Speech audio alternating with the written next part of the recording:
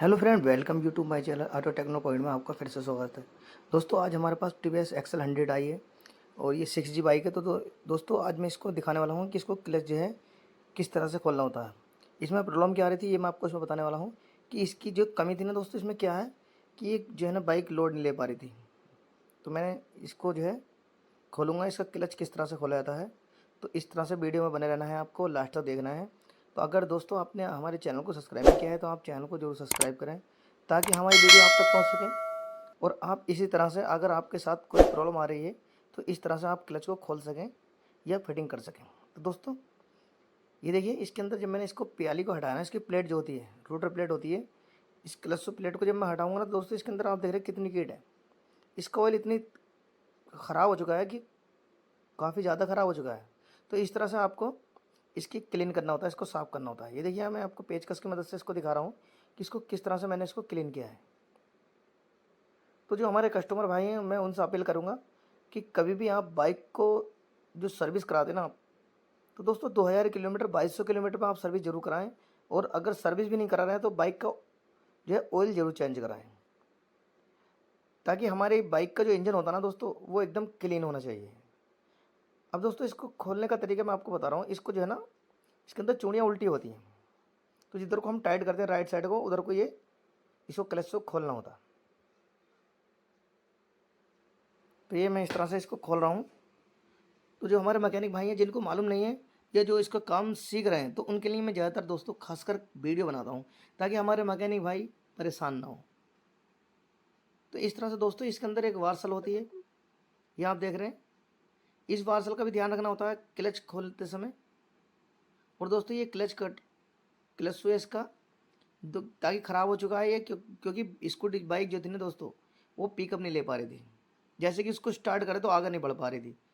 तो क्या था, ये हमारा क्लच और कटोरा दोनों ही ख़राब हो चुके हैं। मैं आपको इसमें दिखा रहा हूँ कि किस तरह से कट जाता है ये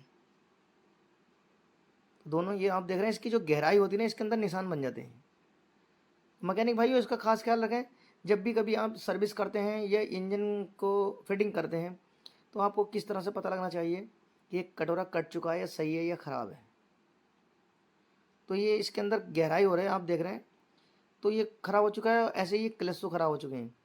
ये खट खट कर रहे थे और जो है पिकअप नहीं ले पा रहे थे। जैसे बाइक पर हम दो सवारी बैठ जाते हैं तो ये जो है लोड नहीं ले पा रही थी। तो इनका मेन मकसद क्या होता है, ये पिकअप का काम होता है, यानी कि ये लोड लेके चलती है, यानी कि जब हम वजन रखेंगे ना इसके ऊपर तो ये काम करता है। तो दोस्तों इंजन जैसे घूमता है, आप ये देख रहे हैं कटोरा कितना कट चुका है, इसके अंदर निशान बन चुके हैं। तो ये कटोरा क्लच कटोरा होता है दोस्तों, ये स्लिप मारने लगता है। जैसे कि हमारा इंजन काम करता है ना, इंजन घूमता है और क्लच जब फैलता है तो हम जैसे कि एक्सीलेटर देते हैं ना इसके, तो ये स्लिप मारने लगता है। तो इस तरह से आप इसको खोलें और खोलते समय इसका ध्यान रखें। और अंदर इसके अंदर बैरिंग होता है दोस्तों, ये बासटेक का बैरिंग होता है इसके अंदर। मैं आपको इसको साइज बता रहा हूँ। और ये टाइमिंग चेन को भी चेक करना होता है, टाइमिंग चेन कट हुई है नहीं है। और बैरिंग को चेक करें अंदर वाले को कि बैरिंग के अंदर अगर अटक के तो नहीं चल रहा है, जाल तो नहीं टूटा हुआ है। तो इस तरह से आप इसको फिंगर से महसूस कर सकते हैं, चेक कर सकते हैं कि हमारा बैरिंग ठीक है या सही है या गलत है। ठीक है। तो दोस्तों आपको इस तरह से क्लच को चेक करना होता है। और दूसरा ख्याल रखना, तो दोस्तों बाइक के अंदर ऑयल जेनुइन डालना होता है। इसके अंदर इतनी कीट हो चुकी है कि सब कुछ कटने के बाद इसका पार्ट जो है ना दोस्तों बिल्कुल क्लच के ऊपर जम जाता है। यानी कि क्रैंक के ऊपर जो प्लेट लगा दी, पैकिंग लगा दिया है, वो सारा रोकने काम करती है कीट को।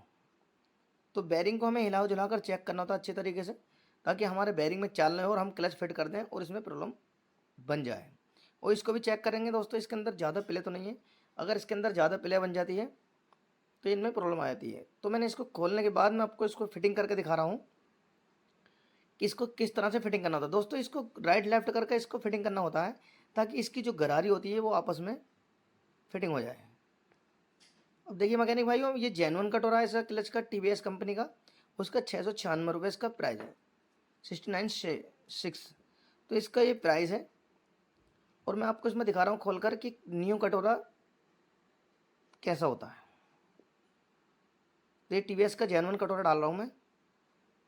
तो आप लोकल ओरिजिनल की कैसे पहचान करें ये मैं आपको इसमें दिखाने वाला हूँ। मैंने ज़्यादातर इसके लिए वीडियो इसलिए बनाया है, खोल कर दिखाऊँगा आपको।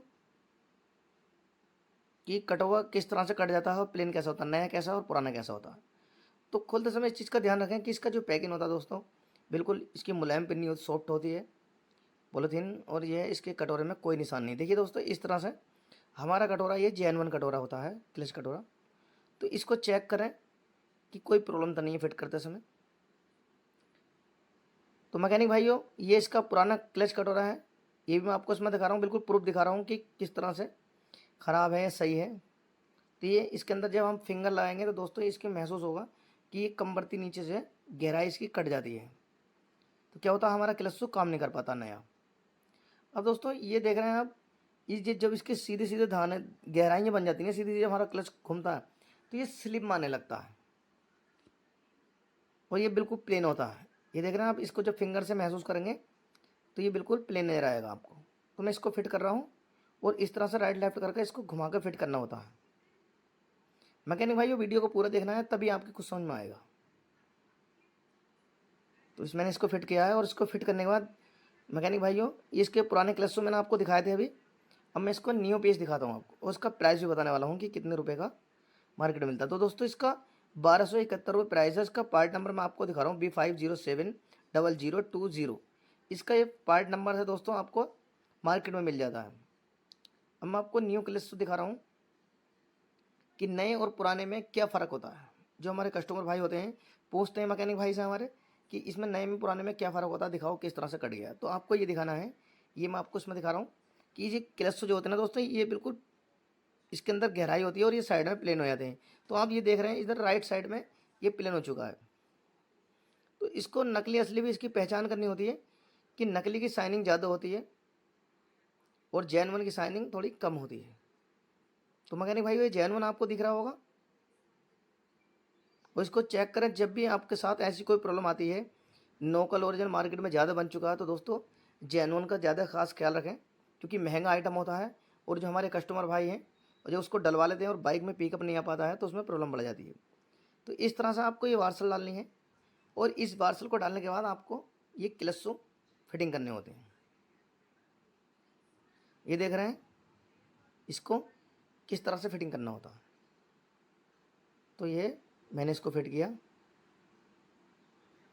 उसको चेक कर लेंगे कि फिटिंग है, खांचे में बैठा है या नहीं बैठा है इसके ग्रुप में टाइमिंग में। तो मैकेनिक भाई, बाइक के अंदर जो है जेन्युइन ऑयल डालें, क्योंकि जेन्युइन ऑयल जब जलेगा तो इसके अंदर कीट नहीं बनेगी। नकली मोबिल डालने से जो है इंजन सारा पार्ट्स कट जाता है और जो हमारे कस्टमर भाई हैं उनकी जेब पर जो है फ़र्क पड़ जाता है। तो इस तरह से आप जेन्युइन पार्ट्स डालें, क्योंकि नकली से सावधान रहें। ये वार्सल लगा दिया मैंने, वो वार्सल लगाने के बाद इसको मैं एडजस्ट करूँगा लेफ़्ट साइड को। जी क्रेंक की जो चूड़ियाँ होती हैं उसको जो है, इसका स्क्रू होता है नट 22 mm का होता है दोस्तों, ये इसको लेफ़्ट साइड में टाइट करना होता है, यानी कि इसको एडजस्ट कर देंगे हम।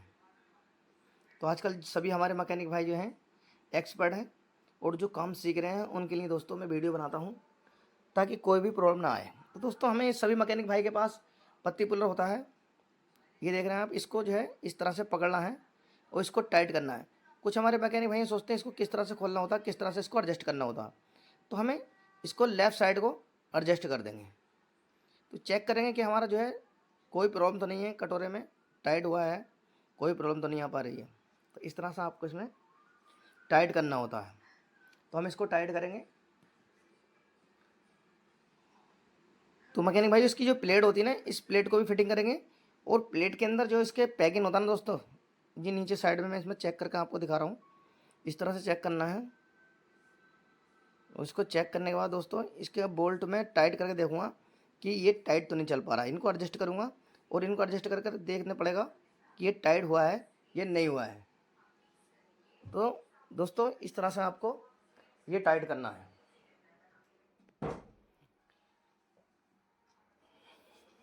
तीनों बोल्ट में इनके इसको एडजस्ट करूँगा।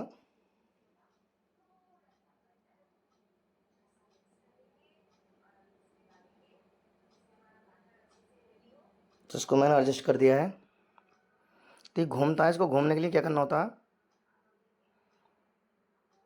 इसको मैंने आपको बताया था अभी। चीज़ घूमने के लिए क्या इस्तेमाल करते हैं दोस्तों, इसको घूमने के लिए पत्ती पुलर का इस्तेमाल किया जाता है। तो मैकेनिक भाइयों, इसके पीछे मैंने इसके पैकिंग लगा दिया है ताकि आप ये ना सोचें कि मैंने पैकेट नहीं लगाया। तो इसको दोबारा मैंने खोला और दोबारा खोलने के बाद इसको मैंने पैकिंग लगा दिया है।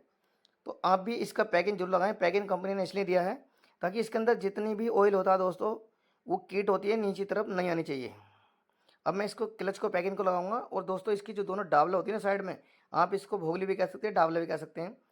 तो दोस्तों इनको ध्यान में रखना होता है। तो हमारा क्लच बिल्कुल कंप्लीट हो चुका है। अब मैं इसमें फिटिंग करके आपको दिखा रहा हूँ किस तरह से आपको इसको फिट करना होता है। तो मैकेनिक भाई उसको बहुत प्यार से फिटिंग करना होता है। और इसको बैठाने का तरीका जो होता है, आप ज़्यादा ज़बरदस्ती ना करें, बिल्कुल प्यार से इसको बैठाएं। ताकि अगर आप इसके साथ ज़बरदस्ती करेंगे दोस्तों तो ये टूट सकता है, चैम्बर फट भी सकता है, टेढ़ा भी हो सकता है। और इसके चारों जो बोल्ट होते हैं ना दोस्तों, इसके स्क्रू होते हैं, इन्हें सबको बराबर तरीके से टाइट करना होता है। पहले आगे पीछे का सब हम टाइट करेंगे, आमने सामने का, तो जब हम इसको एडजस्ट करेंगे। मैकेनिक भाइयों ये मेरा बताने का तरीका ये था कि अगर हम इसको कम बढ़ती तरीके से ऊपर की साइड में टाइट करते थे सारे, फिर नीचे की तरफ में टाइट करेंगे, तो मैकेनिक भाइयों ये हमारा चैम्बर जो है चटक जाता है, बाल आ जाता है इसके अंदर, और हमारा चैम्बर लीकेज करने लगता है। तो इस तरह तो मैकेनिक भाइयों अपना ख्याल रखें। इंशाल्लाह मिलता हूँ अगली वीडियो में, इसी टॉपिक पर वीडियो बना कर लाता हूँ BS6 का।